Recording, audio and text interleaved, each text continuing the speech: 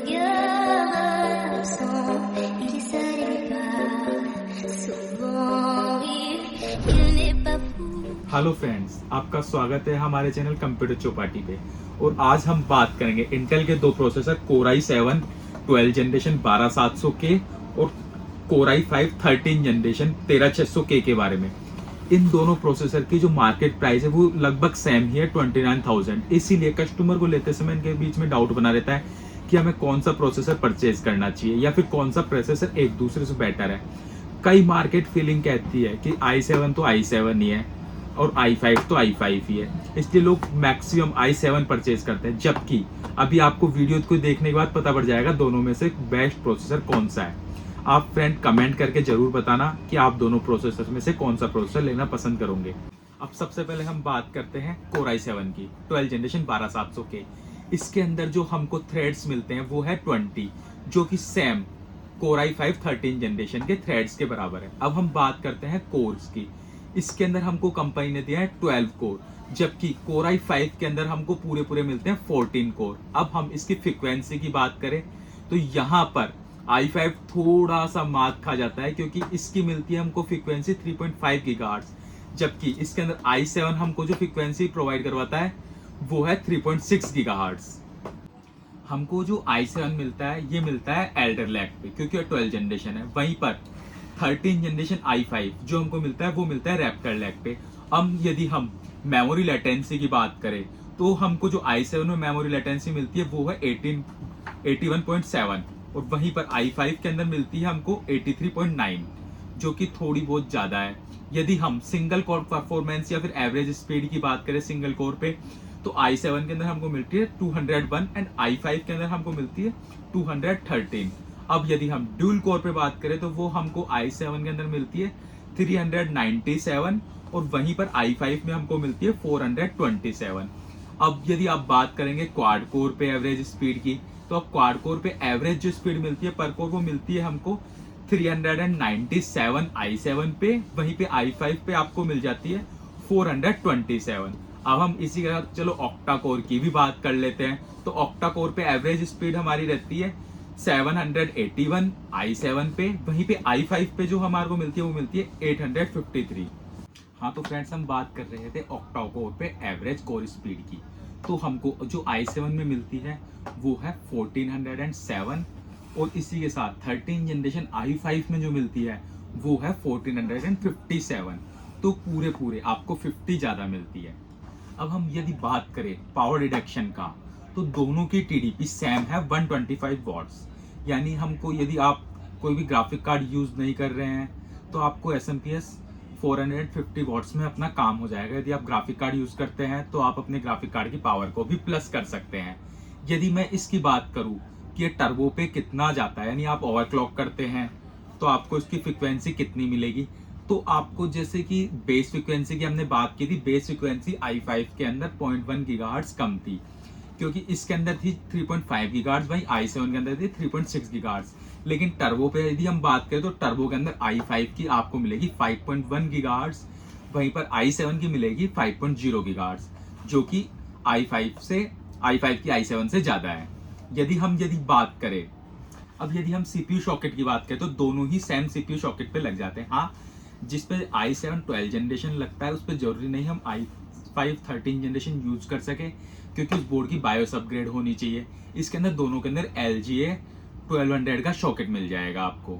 दोनों प्रोसेसर के अंदर सबसे अच्छी बात यह है हमको दोनों ही प्रोसेसर इंटीग्रेटेड ग्राफिक्स के साथ मिलते हैं, जो कि होते हैं इंटेल UHD 770। हाँ, अब आपको हम इसके साथ में यदि आप विदाउट ग्राफिक्स आप जो सोचेंगे कि हम एक्सटर्नल ग्राफिक्स यूज करने वाले हैं तो हम इंटीग्रेटेड ग्राफिक्स का क्या करेंगे, तो इन दोनों ही प्रोसेसर के अंदर आपको सेम कॉन्फ़िगरेशन जो मैंने फीचर बताया ओनली इंटेल इंटीग्रेटेड ग्राफिक्स को छोड़ के विदाउट ग्राफिक्स वाला प्रोसेसर मिल जाएगा। जैसे ये 12700K है तो इसका विदाउट ग्राफिक्स वाला मॉडल आता है 12700KF। इसी तरीके से i5 में 13600K की जगह आप 13600KF ले सकते हैं। इससे आपको क्या फायदा होगा, इससे आपको फायदा यह होगा आपके 3,000 to 4,000 डिडक्शन हो जाएंगे ग्राफिक कार्ड के।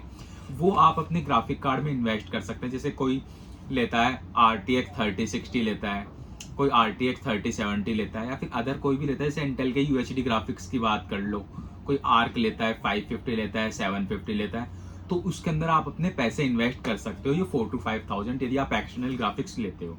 यदि आप एक्सटर्नल ग्राफिक्स नहीं लेते हो तो भी आपको इसके अंदर इंटेल के जो ग्राफिक्स दिए जा रहे हैं UHD 770 आप बिल्कुल यूज कर सकते हो, बिल्कुल बेस्ट ग्राफिक्स है। आप अच्छी गेमिंग भी कर सकते हो, आपको किसी भी प्रकार से कोई भी लैग आपका पीसी नहीं करेगा। हाँ तो फ्रेंड्स, हम दोनों ही प्रोसेसर के अंदर सपोर्टेड बोर्ड की बात कर रहे थे। आप i5 के लिए जो बोर्ड यूज करेंगे वो होगा Z790। Z सीरीज क्यों? क्योंकि हमारा CPU जो है K सीरीज का, यानी हम इस CPU को ओवरक्लॉक कर सकते हैं। आप कस्टमर्स ध्यान रखना, हमेशा कभी भी परचेज करते समय आपको जो भी प्रोसेसर लेना है, जो भी कुछ भी लेना है, लेकिन प्रोसेसर के कंपेटेबल बोर्ड हमेशा होना चाहिए।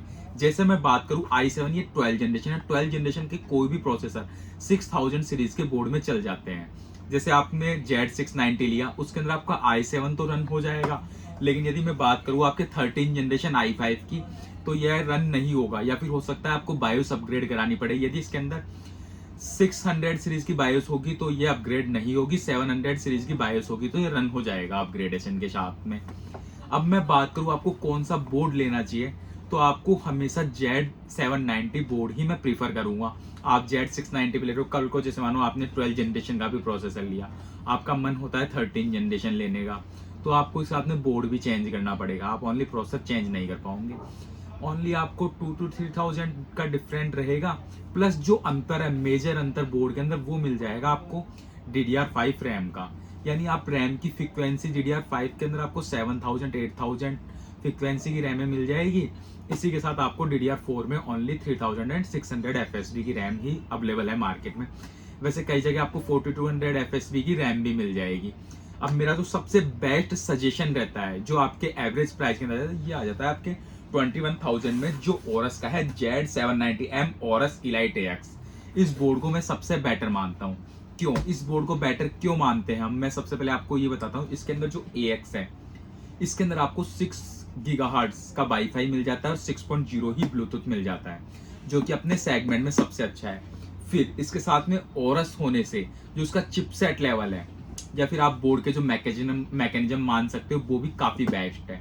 अब कई कस्टमर्स बोलते हैं ये ATX सीरीज नहीं, ये माइक्रो ATX है। हाँ, मैं आपकी बात बिल्कुल मानता हूँ, ये माइक्रो ATX है, लेकिन ये कोई आपको यदि ड्यूल ग्राफिक्स यूज करना हो या फिर और हो, आपको एक्स्ट्रा सॉकेट्स चाहिए, तो आप ATX के अंदर जा सकते हो, वरना अपना माइक्रो ATX से काम हो जाता है। फिर भी आपको ATX में जाना हो तो इसी का ATX वर्जन आता है Z790 ओरस इलाइट AX, जिसकी कॉस्टिंग करीबन आ जाती है 20,700। ये करीबन आपको 6,000 के अंतर पे मिल जाता है, जो आप बोर्ड प्रीफर करोगे। बाकी जो आपकी मर्जी हो वो आप ले सकते हो। मैं कोई ब्रांड का एडवर्टाइज नहीं कर रहा हूँ, ये ओनली मैं जो पसंद करता हूँ, मैं अपनी पसंद आपको बता रहा हूँ। क्योंकि मैं आपको अपना इंट्रो बताता हूँ। सबसे पहले हमारी एक रायसर के अंदर शॉप है कंप्यूटर चौपाटी। मैं डेली के नहीं करते, कम से कम 1 to 2 पीसी हमारा असेंबल रेशियो रहता है। बाहर से भी हमारे पास क्लाइंट्स आते हैं, जयपुर के भी मेरे पास लोकल भी क्लाइंट्स हैं। तो हम जो क्लाइंट्स के ही रिव्यू लेते हैं, जैसे आप मेरे से कोई पीसी ले रहे हो तो मैं आपको जो भी पीसी तैयार करके दूंगा। अब सैम कॉन्फ़िगरेशन पर मैं आपसे रिव्यू लूंगा, सैम कॉन्फ़िगरेशन जैसे मैंने बोर्ड चेंज किया किसी कस्टमर के, मैं उससे भी रिव्यू लूंगा। अब जो रिव्यू मेरे को बेस्ट मिलेगा, मैं उसी को दूसरे क्लाइंट को सजेस्ट करूंगा। तो कस्टमर्स, आज का वीडियो इतना ही। फ्रेंड्स, जो भी आपको लगे आप मेरे को कमेंट करके जरूर बताना। जैसा कि मैंने पहले भी पूछा है कि आप कौन सा प्रोसेसर लेना पसंद करोगे। बाकी मैं अपनी राय आपको एक बार दे देता हूँ, 12700K से हमेशा बेटर है 13600K। Thanks friends.